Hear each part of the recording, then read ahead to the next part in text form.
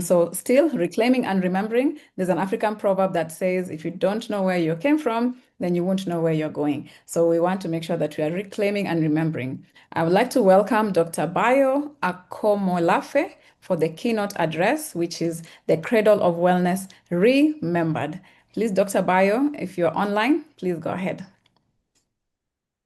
I am right here. Can you hear me? Yes, we can. We love your outfit as well, African. Thank you. Well, this is part African and Indian at the same time, but good to meet you. And greetings to my siblings over here. I'm somewhere in India at the moment, at home, and I greet you all. I had some difficulties joining with some internet access issues, but I think I'm loud and clear. Good? I'm good? Good? Excellent. Excellent. Um, well, I have my son just outside the room over here. I'm left alone at home with him. So if he barges into the room, he's 8 years old, all of 8 years old. Please consider that part of the keynote. And I will leave you to extricate for yourself the eloquence of that interruption. Um, but barring that he doesn't do that, seeing that he doesn't do that at the moment, um, I would like to just share a few comments about the invitation, and I value the beautiful invitation that has been the occasion of my coming here today. Um, I want to speak about very briefly the idea of well-being and health in general by telling a bit of my story. Growing up in Nigeria, um, I grew up in a Yoruba household and studied in the western part of Nigeria, in the Yoruba part of Nigeria, uh, in a university in a state called Ogun State. Had my first level and second level BSc, MSc, and then when it came to my PhD, I was exploring, of course, clinical psychology is my discipline of choice. I often describe myself as a recovering psychologist for reasons that I need not get into now. But um, um, at that point in time, I didn't describe myself as such, but I was inundated with stories about um, African modalities of health. You see, I had these professors who did not like Freud that much. They were not infatuated with the idea of the couch.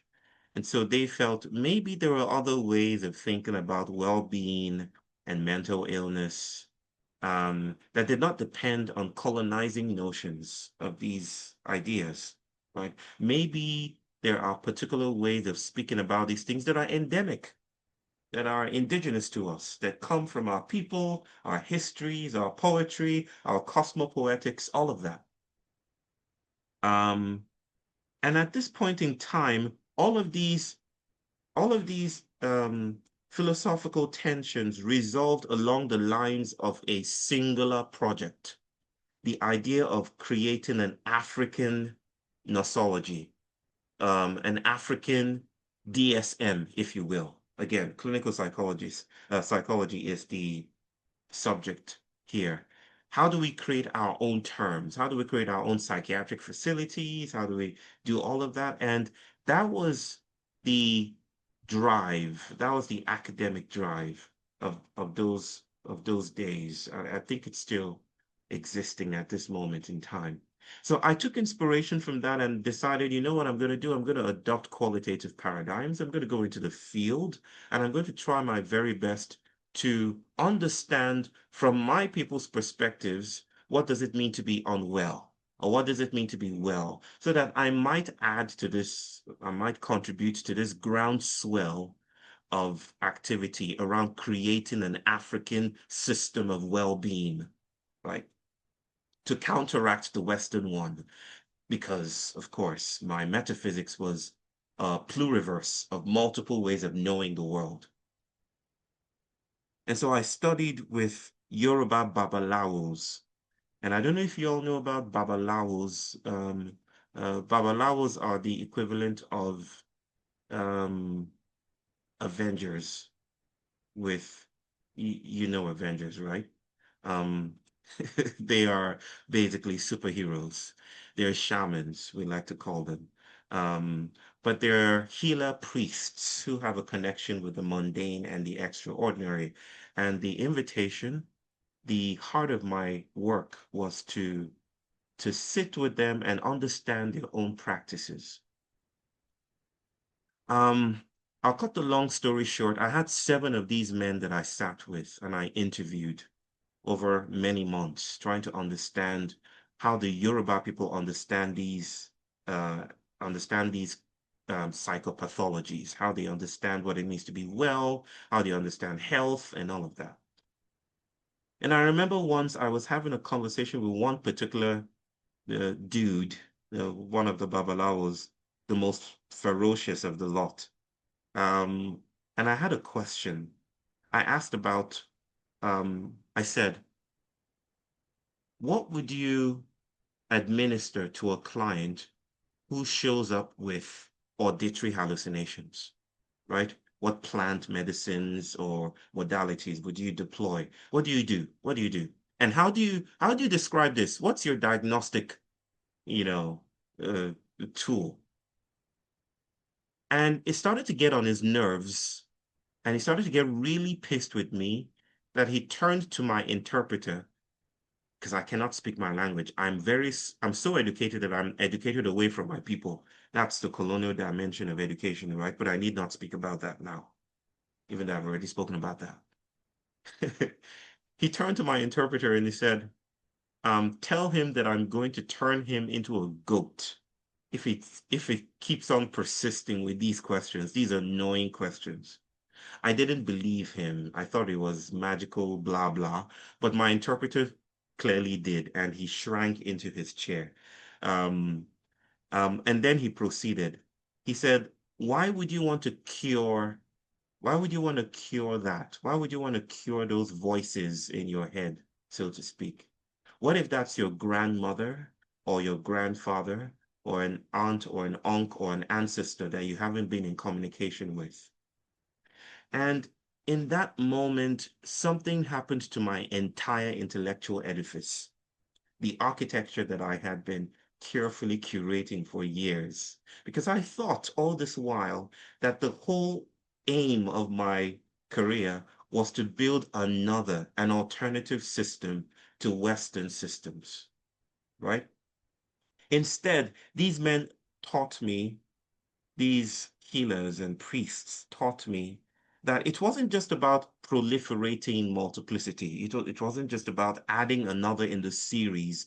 It was about contesting the claims of the one that is supposedly mainstream, the one that is the default, contesting its claims to centrality. Now, how dare you presuppose that the idea of the subject, of the human, of the psyche, the idea of the human is to be this private, um, gentrified thing, this gentrified object with a private interior, that is only accessible to said self. What if, what if we're not as, what if we're not as gilded, contained, isolated, separate, and separable as we think we are? What if you are a public affair? What if you are the vocation of ecological migrations? What if you're microbial, you're fungal, you're all these things all at once? What if your grandmother and your grandfather are part of the voices you hear in your head, right?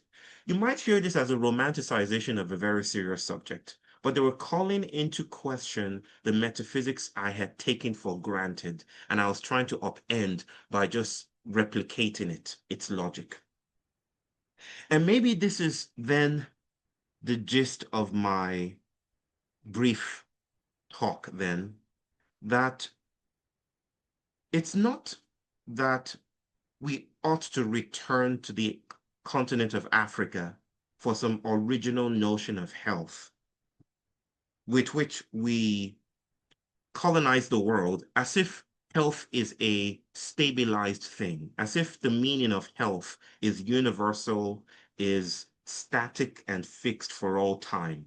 It's that the world, and I'm a processual thinker, and a posthumanist philosopher, is that the world is an ongoing vocation. It's constantly moving, it's constantly changing. What we accommodate as health today is the historical, colonial, civilizational um, compulsion to think about our bodies in particular ways. Health is a very political concept. We need not go into the deep histories of trauma to notice, for instance, that trauma is an industrial concept. It came through the trains and it came in the heat of Western industrialization, right? The concept did not emerge out of nowhere. It came from a particular period, and in many respects, and I agree with my French brothers and sisters that coined or that wrote the book about this, The Empire of Trauma, I think it's called, that trauma is in many regards a much more a moral concept than a clinical concept. It's an insurance policy. It's a particular way of seeing the body in isolation from the environment. And it's the way that the city preserves its claims to the body, right? This is not to dismiss suffering. It's to highlight the ways that politics holds our bodies. I'm saying in this same vein that health is not a neutral thing. Health is a deeply political and deeply colonial concept. And now that notion of health is spilling, it's leaking in the Anthropocene. It's no longer just enough to notice that we can be well. It now feels compelling to notice what goes along with being well. The hundreds of billions of dollars, and I think I exaggerate a little bit, but I think I may not even be exaggerating at all. I think I read somewhere that it's about $1 trillion that there's something on my screen. I'm not sure what it is. Does anyone see this? Okay. That's issue. That's an interruption. Um, but it might be the case. It might be the case that what we call um, health emerges from the cauldron, the fires that have um, coincided with the capitalist extractivist policies and vocations of modernity, right? And what it is doing is that it's creating our body. It's the manufacturing of our body to fit the molds, the cookie cutter models of what it means to be a proper self. And I think right now we're coming to the neurotypical ends of our notions of well-being, because those notions of well-being are not working out. If you can be well in a pandemic, if you can get a clean bill of health, just by doing yoga or just by isolating yourself, then that's not a notion of health that I think I want to carry onwards or play with down the line of my own generation. I think health is contested and we need different ideas or different ways of examining the cracks in what we have hitherto named health. My people say that if you are well and your neighbor is not well, then no one is well. That's a Yoruba proverb. If you are well and your neighbor is not well, then no one is well. My wife is from India, which is where I'm at now, and I learned a proverb coming here. The proverb says that I have stored the excess of my wheat in the belly of my neighbor. The idea is that our bodies tumble and spill into each other. If Africa must stand for anything now, it mustn't. I don't want to speak with a dictatorial cadence. It maybe shouldn't stand for just another alternative. It should stand for a crack in the mainstream, a crack in the dominant paradigmatic ways that we've understood health and well-being and the self. Maybe it's no coincidence that the most striking feature on the continent today of note to geologists is an emerging crack. Leah, you might know this. The East Rift, right? It's somewhere in the eastern part of the continent, there's a huge crack. The And Great, people are, the Great Rift what, Valley. the Great Rift Valley, yes. And people are telling us that an ocean might be developing there. Maybe Africa's gift to the world is a crack, right? And it's a crack in health. It's a crack in what we've understood to be normal, right? We're in a time when neurotypicality is complicit with the Anthropocene, is complicit with the rise of fascism, is complicit in the death of species, is complicit in genocidal, appetital relations. And I think this is the time that we need to investigate to mount up new experiments in co-inquiry. Into the cracks we go to listen to the ancestral, to find new ways of being alive, to find new ways of answering that age-old question that Babalawo posed to me more than 10 years ago. What if the thing you have named pathology is a portal to other ways of becoming alive in the world right now? And I think I'll end right there. Thank you so much. This was very, very eye-opening. And I just wanted to give some background on Dr. Bayo. He's an international speaker. He's a posthumanist thinker. He's a poet. He's a teacher. And currently, he's a Hubert Humphrey Distinguished Professor of American Studies.